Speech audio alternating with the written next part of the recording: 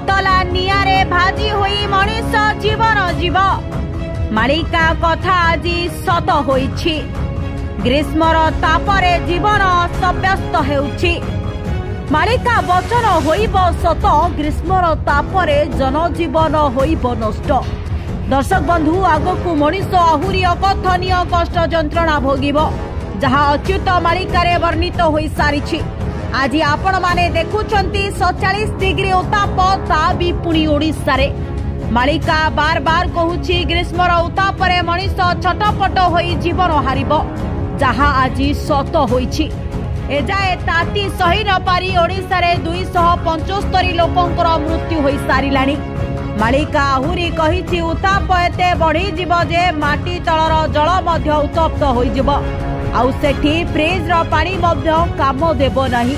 फसल सबु जली पड़ी नष्ट होई जीव दुब घास मध्य कळिबो नाही। अनाहर रे सबु जीवन हारिबे। पेटर ज्वाला रे मनीषर मांस को झुणी झुणी खाइबो। पीवा पाई पानी मिलिबनी। शेष रे तृष्णा मेंटाइबा पाई मनीषर रक्त को पान करी मनीष जीव। निजको मनीष आज आधुनिक यंत्र चलित जीव करिदेला।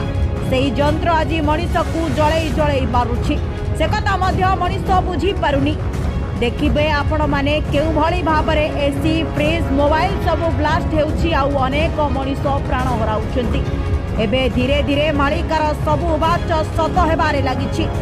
एबे एमिति लागुछि जेमिति मालिका कथा सत हेबाकू जाउछि। मनीष समाज आज निजे निजको विनाश करिबारे लागिछि। पाप कर्म सबु करी चलीछि। वृक्ष सबु काटी सफा करुछि। विराट अट्टालिका मान तैयारी करुछि आउ तारी भितरे सढ़ी पोची मरी जिबा पाई बाट खोलुछि एई मनीष जहा आमे कहूनु मालिका कहूछि। Bureau report Odisha info.